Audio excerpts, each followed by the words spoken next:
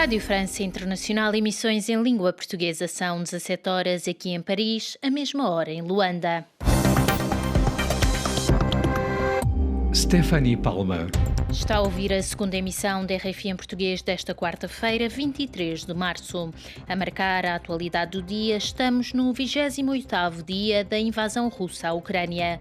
O presidente ucraniano Volodymyr Zelensky falou hoje para o Parlamento francês e pediu que as empresas francesas deixem de patrocinar a máquina de guerra russa.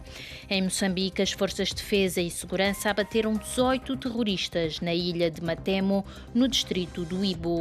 Estes e outros títulos a desenvolver já a seguir no bloco informativo sob comando técnico de Mussale Chile. O jornal começa agora, fique desse lado. São Tomé, 102.8 FM. Começamos este noticiário com a atualidade internacional.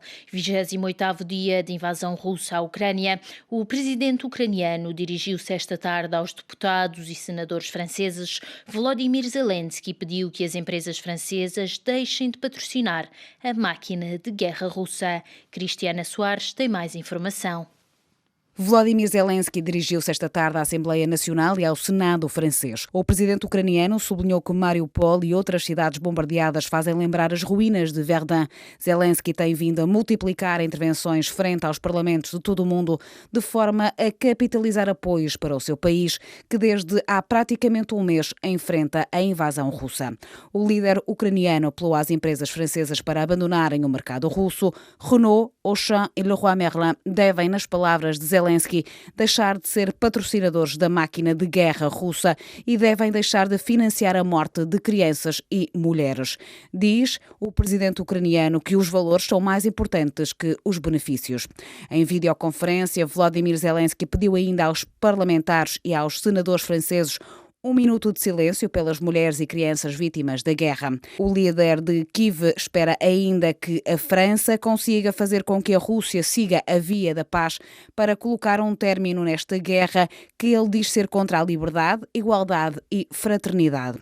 Vestido com a sua já conhecida t-shirt verde tropa, o presidente ucraniano lançou também um repto aos deputados franceses para que na presidência francesa rotativa da União Europeia tomem uma decisão quanto à adesão de Kiev ao Bloco Europeu. Entretanto, deixar a nota que o presidente norte-americano chega à Europa esta quarta-feira.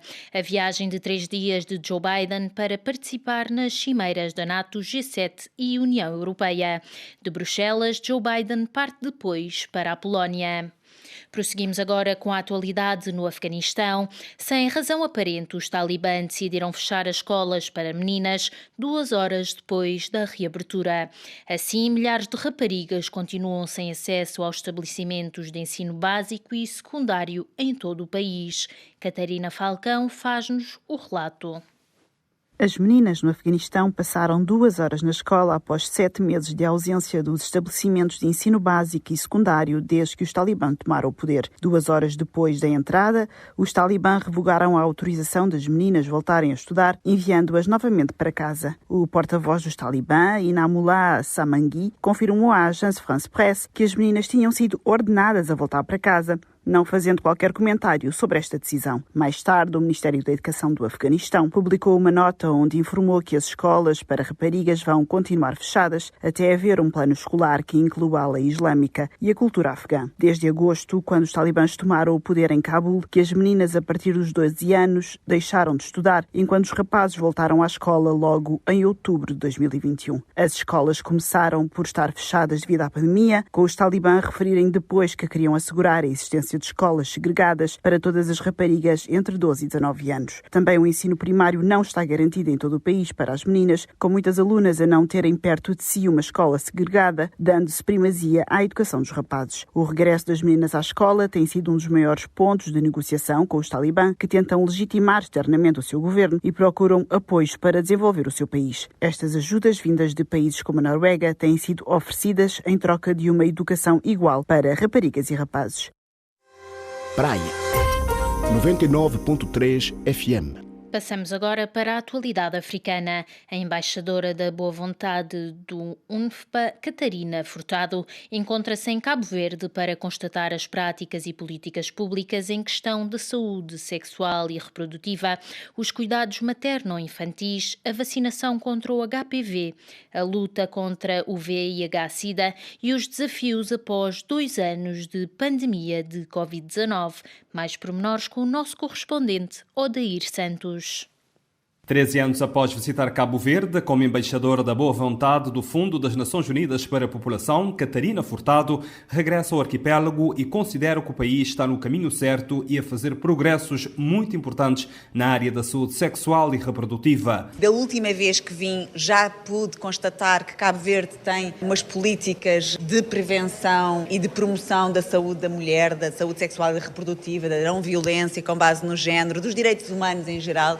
São estatísticas que levo para o mundo inteiro, sobretudo para o mundo lusófono, portanto é um exemplo Cabo Verde, e agora pude constatar também que houve ainda mais evolução nestas matérias. Aquilo que eu faço enquanto embaixadora de Boa Vontade do Fundo das Nações Unidas para a População é obviamente ampliar as boas notícias e as que estão menos boas e que precisam de reforços, de recursos, de financiamentos, de pessoas que estejam comprometidas. Aquilo que eu vim foi ouvir em primeiro lugar o Sr. Ministro e a sua equipa falarem das várias vertentes na área da saúde. Aquilo que eu me prontifico é, obviamente, torná-las mais ouvíveis em termos mundiais, naquilo que é o meu trabalho enquanto embaixadora, que é esse o meu propósito, e tentar perceber exatamente como é que a evolução vai acontecer. Na sua estada em Cabo Verde, a embaixadora da Boa Vontade do Fundo das Nações Unidas para a População, Catarina Furtado, visitou o Serviço de Maternidade e Neonatologia do Hospital Universitário Agostinho Neto, esteve com jornalistas num diálogo sobre o papel da imprensa na promoção dos direitos humanos, encontrou-se com o Ministro da Saúde, Arlindo do Rosário, e outros membros do Executivo do setor da saúde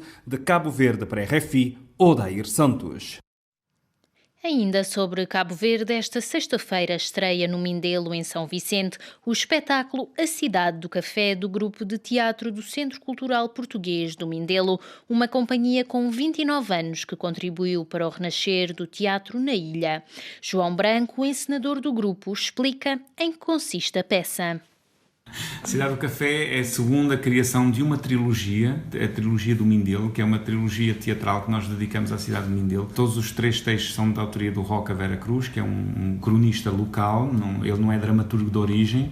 Nós tivemos o primeiro espetáculo Crónicas do Mindelo em 2018.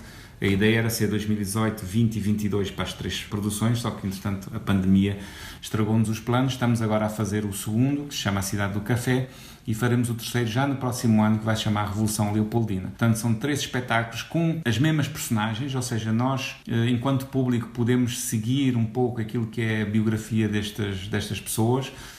É muito interessante porque há uma identificação muito grande entre o público e as personagens, e elas vão poder rever essas personagens nas produções seguintes. E é, sobretudo, uma homenagem à cidade do Mindelo. Era João Branco, encenador do grupo de teatro do Centro Cultural Português do Mindelo, entrevistado por Karina Branco. Em Moçambique, as forças de defesa e segurança abateram 18 terroristas na ilha de Matemo, no distrito do Ibo, numa operação iniciada nos últimos 3 dias. O anúncio foi feito pelo chefe de Estado-Maior-General das Forças Armadas, Joaquim Mangrace. Orfeu Lisboa tem mais informação. O chefe de Estado-Maior-General das Forças Armadas de Defesa de Moçambique, Joaquim Mangrace, reuniu-se com as tropas na ilha de Matemo, onde destacou o espírito combativo das forças contra o terrorismo. As baixas que o inimigo teve aqui são significativas. 18 é muita coisa. Mas nós não vamos perder o nosso foco, que é criar segurança no nosso país, em especial no Teatro de Operações Norte, defendendo as populações, respeitando os direitos humanos, e com as populações nos indicaram esses terroristas e combatermos. O comandante-geral da polícia, Bernardino Rafael, revela o trabalho em curso neste momento. Estamos ainda a clarificar a ilha, como estão, e enviamos uma unidade canina que vai tentar esclarecer mais do combate aos terroristas que na semana passada atacaram a ilha de Matemo, no distrito do Ibo. Outros 2 terroristas foram capturados e diverso material bélico recuperado de Maputo para a RFI, Orfeu, Lisboa.